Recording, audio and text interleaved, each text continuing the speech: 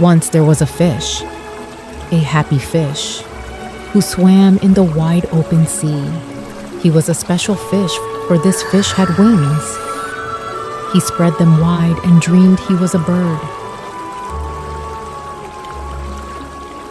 The other fish whispered among themselves, "What is that? He's strange. He's not one of us. Go away," they said.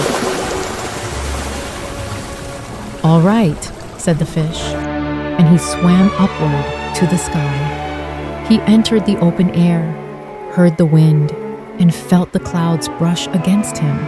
He flew with the birds.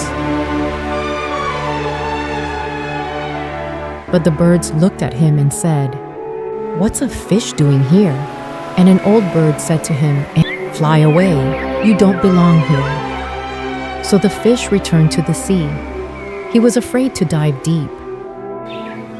Since then, he swims along the seam between the sea and the sky, remembering the wind and longing for the water.